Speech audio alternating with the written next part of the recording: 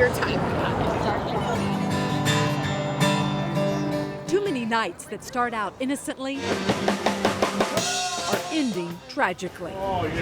Megan Smith works on 6th Street and has a unique view of Austin's nightlife. A lot of heartache. She's seen too many friends become victims of date rape. I know so many girls that have had this happen to them at really young ages too. Obviously, there's a big danger. Sarah Toney owns Any Lab Test Now in North Austin. We were getting a lot of calls, and it was very alarming. And surprising.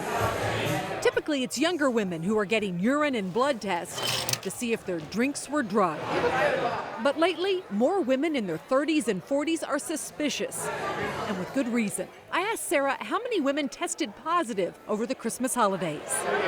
About 60%. So most of the women who thought they were drugged, they were. Hey bro, can I get one please? This video is designed to help women of all ages learn how to better protect themselves from date rape. I'm feeling a little dizzy. Can you point me to the bathroom? The nonprofit group Just Yell Fire wants women and men to add this weapon to their self-defense arsenal. Do you have a coaster? This $1 coaster claims it can test your drink for 2 hidden drugs. Put a drop on the test pads, and makers say the spots will turn a darker blue if your drink has been tainted with GHB or ketamine. I just put the whole pill here. Dr. Ernest Laquiza is an expert in forensic toxicology. Supposed to get dark blue.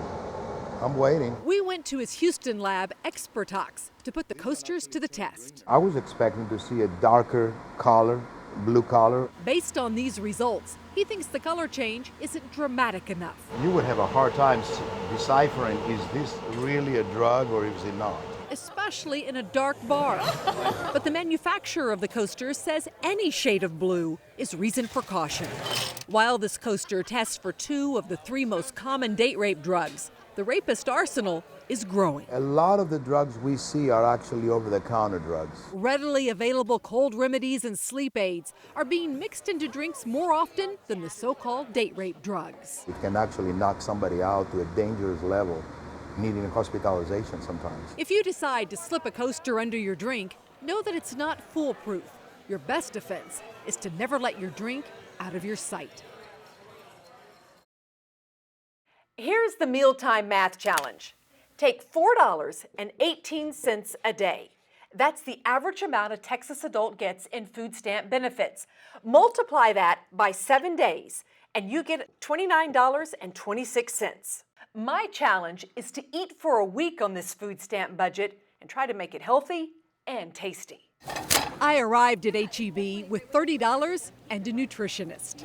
Okay, so a little over 2 pounds. It was clear right away that we had 2 very different ideas about how to spend my money. 2.5. My plan was higher in carbs, 2 or 3.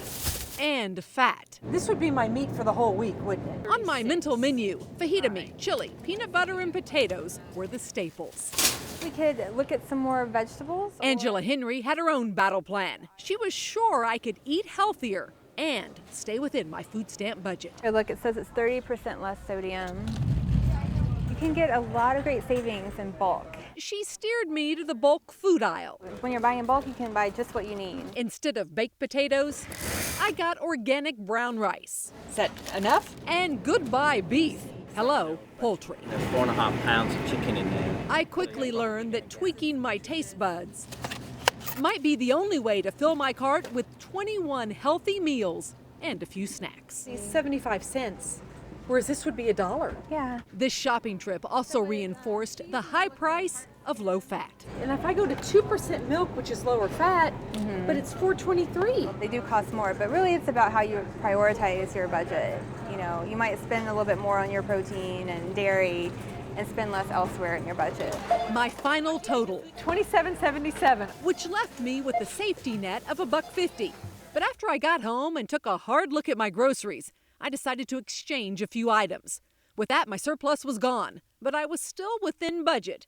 And over the next 7 days, this turned into this. Breakfast was usually a hard-boiled egg, toast, and a banana.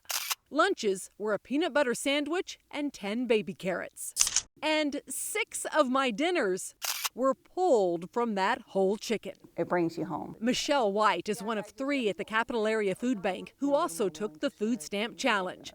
Of the group, Leanne Noski says she had the most trouble. I lost weight because I wasn't eating high protein food. Protein's expensive. Daryl Taylor says it's all about hard choices, discipline, and planning. It took longer to grocery shop.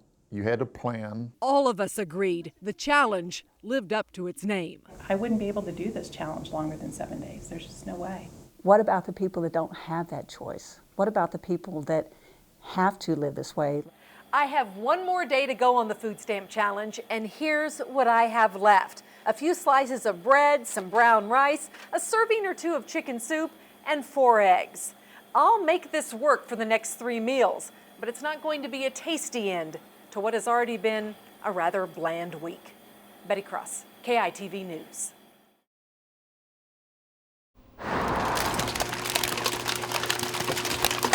Some things are made to be recycled, but your identity isn't one of them. The computers, the monitors.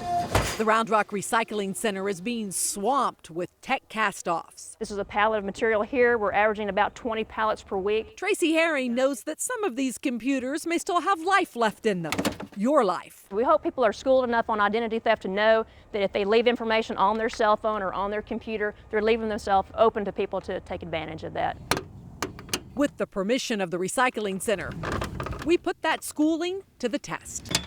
We removed the first 6 hard drives we found and turned them over to KI's information technology manager. It's really easy. He inserted the hard drives into this $40 drive bay, and in about a minute, We found a lot of personal things. had access to files you wouldn't want anyone to see. His TurboTax, Christmas pictures, all the documents he was working on. It's right here. Javier Jimenez found personal information on 4 of the 6 hard drives. Documents, pictures, downloads, everything was just kind of left behind. I try not to look too deeply. Which is reassuring to Alan Lifshin. I started thinking about it and I was like, wow, what would be on there that I would, not want somebody to see? Left on Alan's hard drive, personal information, a resume, photos, and his unlisted phone number. In fact, that's how we got in touch with him. First, I was, I couldn't figure out why you were calling. And then when you mentioned something about the computer, then I figured everything out. So I knew you probably had all the information you wanted. None of the information on Alan's hard drive or the other 3 had even been deleted. Anybody can get it. But Detective Charles Riley says deleting it likely wouldn't have made a difference. They hit the delete key and think it's gone forever, and it's not. You don't see the deleted information, but it's still sitting on the hard drive until the computer puts new data over it. It could go months, maybe even longer than that, without ever needing to write any data to that specific spot where that deleted file currently sits. Which means when you're ready to dump that drive, it's hammer time. Physically destroying the hard drive is not elegant. But no matter how you puncture the platter, it is the least expensive and easiest way to guarantee your privacy doesn't take a pounding. That's it.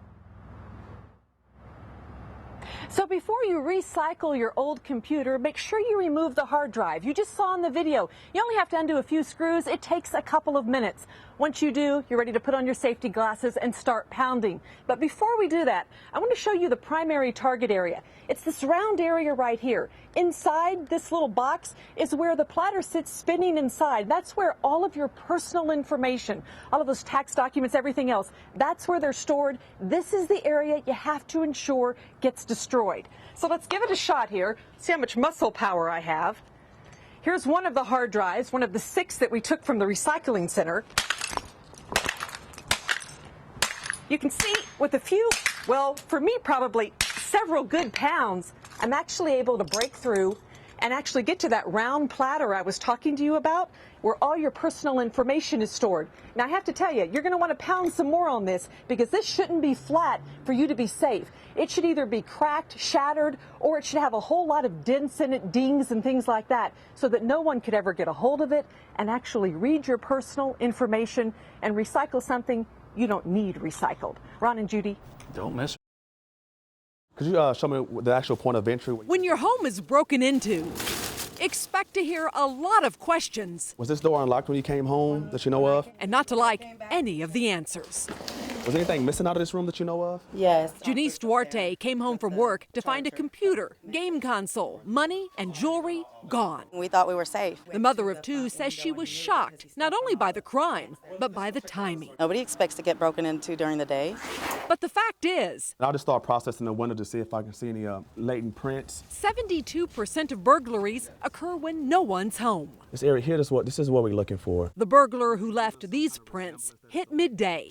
I'll make that lift, put it on my print card. Break-ins are most likely between 10 in the morning and 3 in the afternoon. They may have broke the window and actually removed the pieces and placed them on the ground. And while it looks like this burglar broke out a back window to get in, many criminals, in fact 38%, walk right in the front door. They either kick the door, put a shoulder to the door. And this is typical of what they take. From flat-screen TVs to computers to designer purses, all of this was stolen by one burglary ring. We average approximately 9,000 burglaries a year. Sergeant Robert Hester says Austin police are making more arrests and recovering more stolen property.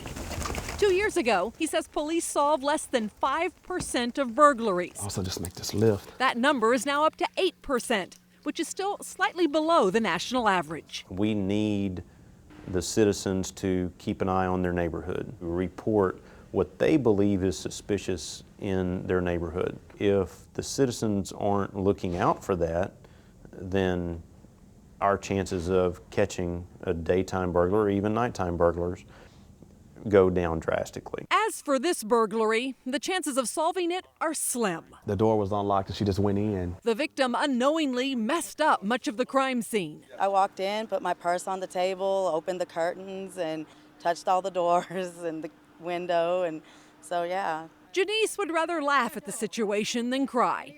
Either way, she has insurance to replace her stuff. So let me know if this is a possible point of entry into the residence. But no insurance. The burglar won't be back. Well, after the first test, Travis County firefighters seem impressed. Now, this is Tetra KO. It is a powder made primarily of cornstarch. But if you mix this powder with the 500 gallons of water you typically find on a brush truck, it improves the efficiency of that water about 10 times. So 500 gallons of water really works like 5,000. You can see why firefighters wanted to check it out. Goo has never been so high-tech. It's a technology that actually turns ordinary water in any fire truck into this biodegradable gel. Tetra KO starts as a powder concentrate, but when mixed with water, it feels just like hand sanitizer. And you say you can actually eat this? It's safe? Yeah. It just tastes plain. Yep, very benign. While it's gentle on people, plants, and pets, it's being touted as the ultimate weapon to fight fires. This is a 2,000 degree torch, and see how it's protecting it? See, I can burn the wood here. See the flame? Yeah. But I can put that right on the wood there and it won't burn. Here's a bigger example. Half of this board was coated in Tetra KO. Half wasn't. It's the first fire suppression technology that's ever been designed from the beginning to be used for both live fire burns as well as structural protection and wildland fires. Next, firefighters simulated a wildfire test. Cotton was placed in what could be a dryer vent. The top half of the wall was coated with Tetra KO, and then this hay was torched. This is similar to a spark storm, where embers get blown into attics and ignite insulation. The cotton was totally protected. No signs of spark or flame coming into it. In fact, the top half of the coated board shows no damage, but the unprotected board next to it is charred. Firefighters also like that the gel puts out fires 5 times faster than water, and it cost much less than firefighting foam. That's about $1.70 a gallon, okay, to use. This comes out to about 70 cents a gallon, so it's about half the cost, and also gives us not only suppression, but protection. One of the things firefighters said they were surprised by is that you take this powder, basically cornstarch like I said, you mix it in with the fire truck, and you know what? It sprays out of the hoses just like water. The only thing is, they say it is so much more efficient. Reporting live in Southeast Travis County, Betty Cross, KITV News.